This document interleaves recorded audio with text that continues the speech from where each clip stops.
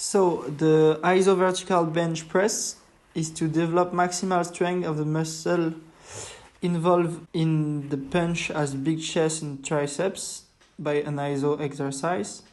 The set will be 3 seconds of maximal iso activation and rest for 5 seconds. The athlete must alternate left and right arm to not lose some time. So it's 4 times 9 repetitions with 5 second rest between each, and at the end of each set it's 2 minutes of rest. The tempo is x3x, so there's no eccentric phase and concentric phase. This exercise develops maximal strength without muscular mass gain by a short muscle length.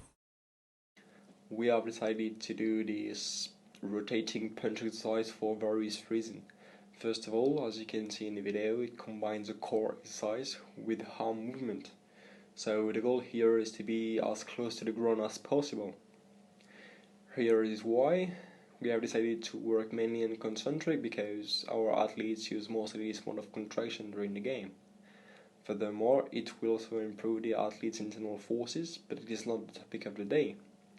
In fact, we are going to talk about external forces and more precisely of momentum control. However, before talking about physics and the interest of this exercise, we have to mention is pain limitation. Because we work on concentric, especially during the punch movement, the athletes can realize an hyperextension of the elbow at the end of the movement. So they don't control their elbow's extension, so it can be a factor of injury. This is why it's very important to control our momentum if we want to work correctly.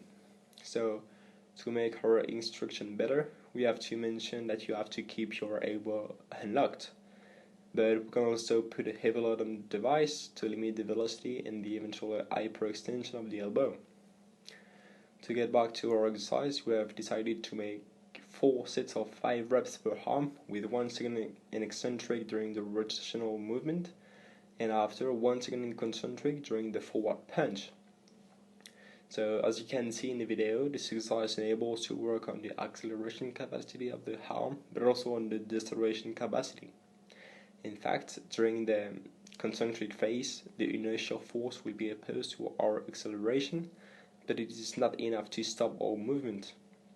That it means if we don't control it, your body would propel forward and be vulnerable on the ring. So to sum up, we want to stay stable, so we have to contract the abs and control the momentum.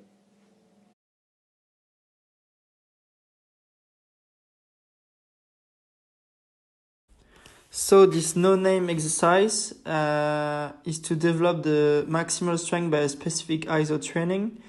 This specific exercise develop the muscle involved in tackling or grabbing by using your lower body as quads, hamstring, and glutes. So the set will be 3 second maximal iso hold. Change the working legs at the end of each set. So you are going to do 4 sets of 9 repetition with 2 minutes of rest. So this exercise is also with a short muscle length, so it develop less the muscle hypertrophy, and there is less mass gain than the long. We have decided to do this lunge exercise for various reasons. First of all, as we can see in the video, it combines a lower body exercise with an upper body exercise. So once again, the goal is to be as close to the ground as possible. We think that you have to be aware of the specialty of the activity if you want to optimize your performance. So here, the exercise represents the knee kick of an athlete, so it's very near to the real movement.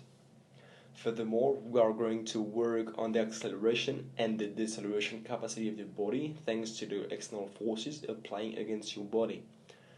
So with this exercise, we are going to talk about momentum control. However, before talking about physics and the interest of this exercise, we have to mention its main limitation. First, the stabilization on the box can be a limitation. Indeed, if you don't contract your abs and don't stay straight, you can collapse, so it can be a factor of injury. So to facilitate the movement, it is possible to substitute the barbell with 2 kettlebells or suppress the elevation of the arm with the loads. You can simply keep the loads along the body.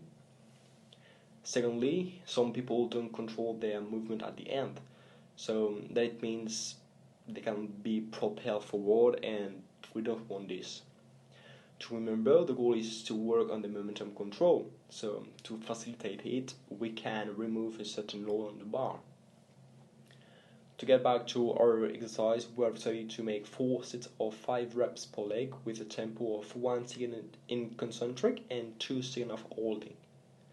To sum up, heading the elevation of the arm over the head with the barbell increase the gravity force, so we are going to be much attracted on the floor.